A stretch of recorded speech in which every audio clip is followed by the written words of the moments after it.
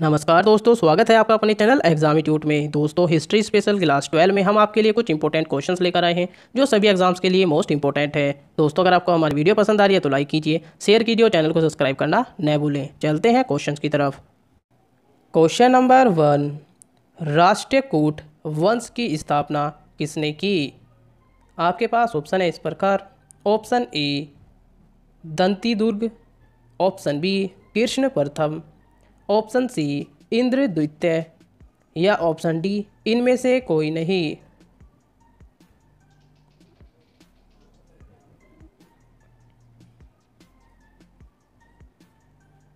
इसका सही आंसर है दोस्तों option A Danti Durg. Detail में जान लेते हैं दोस्तों इसके बारे में। राष्ट्रकूट वंश की स्थापना दंती दुर्ग ने की।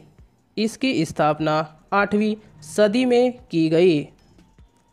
अगले क्वेश्चन की तरफ चलते हैं दोस्तों। क्वेश्चन नंबर 2, सैन वंश की स्थापना किसने की? आपके पास ऑप्शन है इस प्रकार। Option A Ballal Sen, option B Hemant Sen, option C Vijay Sen या ऑप्शन डी सुगुरसेन।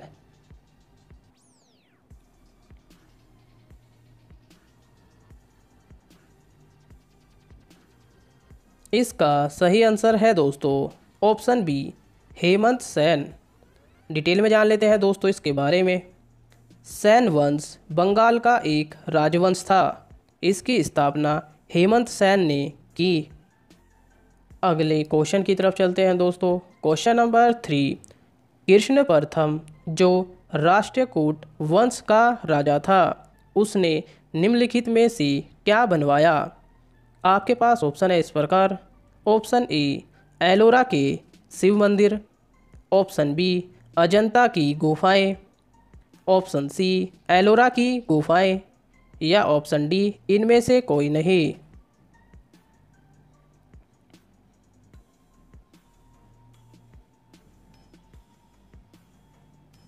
इसका सही आंसर है दोस्तों ऑप्शन ए एलोरा के शिव मंदिर। डिटेल में जान लेते हैं दोस्तों इसके बारे में। एलोरा के शिव मंदिर प्रसिद्ध राष्ट्रकूट राजा कृष्ण प्रथम ने बनवाए।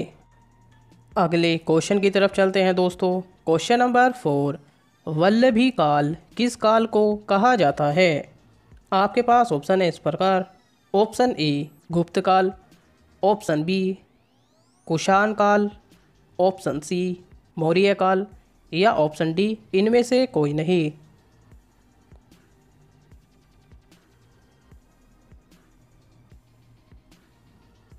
इसका सही आंसर है दोस्तों ऑप्शन ए गुप्तकाल।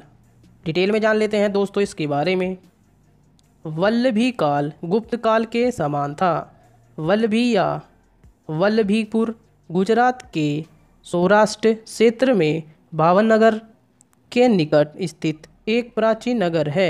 यह प्राचीन मैत्रक राजवंश की राजधानी था। माना जाता है कि इसकी स्थापना कैसे बना। 470 ईस्वी में मैत्रक वंश के संस्थापक सेनापति बटारक ने की थी। यह वह काल था जब गुप्त साम्राज्य का विखंडन हो रहा। वल्लभी लगभग 780 ईस्वी तक राजधानी बना रहा, फिर अचानक इतिहास के पन्नों से अदृश्य हो गया। ऐसा प्रतीत होता है कि लगभग 725 से 735 में सौराष्ट्र पर हुए अरब आक्रमणों से यह बच गया था। अगले क्वेश्चन की तरफ चलते हैं दोस्तों। क्वेश्चन नंबर 5, भारत की रुई अन्य रुइयों से अधिक सफ़ेद है। यह विचार किसका था? आपके पास ऑप्शन है इस प्रकार।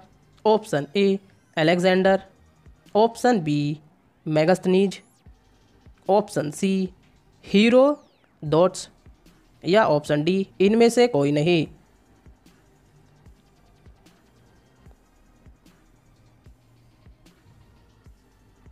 इसका सही आंसर है दोस्तों option B Megasthenes.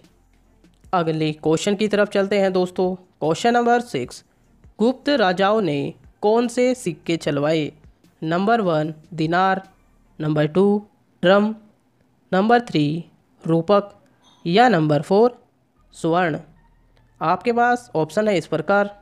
Option A केवल 4, ऑप्शन बी केवल 1, ऑप्शन सी 1 और 3 या ऑप्शन डी 1 और 4।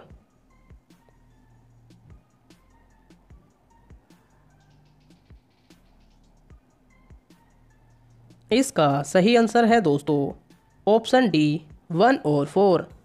डिटेल में जान लेते हैं दोस्तों इसके बारे में। गुप्त राजाओं ने 2 सिक्के चलवाए। दिनार जो कि रोमन साम्राज्य की नकल से चलवाया। स्वर्ण ये सोने और चांदी का बना शुद्ध भारतीय सिक्का था। अगले क्वेश्चन की तरफ चलते हैं दोस्तों। क्वेश्चन नंबर 7, कुषाणों ने किसके सिक्के चलवाए? आपके पास ऑप्शन है इस प्रकार। ऑप्शन ए सोने, ऑप्शन बी चांदी, ऑप्शन सी तांबे या ऑप्शन डी उपयुक्त सभी।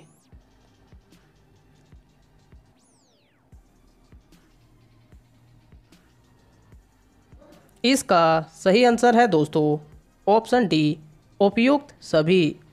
डिटेल में जान लेते हैं दोस्तों इसके बारे में। कुषाणों ने सोने, चांदी और तांबे के सिक्के चलवाए। कुषाणों को तुषारी लोग भी कहा जाता था। अगले क्वेश्चन की तरफ चलते हैं दोस्तों। क्वेश्चन नंबर 8, अंतिम मौर्य सम्राट कौन था? आपके पास ऑप्शन है इस प्रकार। Option A Ashok, option B Brihadratha, option C Samprati या ऑप्शन डी इनमें से कोई नहीं।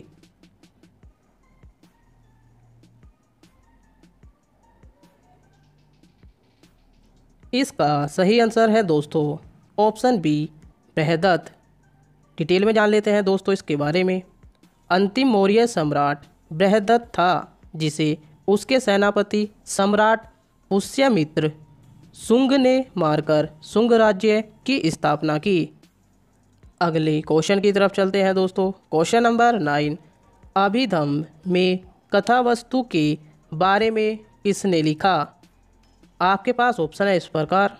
ऑप्शन ए अश्वघोष, option B Mahakashyap, option C Moggaliputta Tissa या ऑप्शन डी इनमें से कोई नहीं।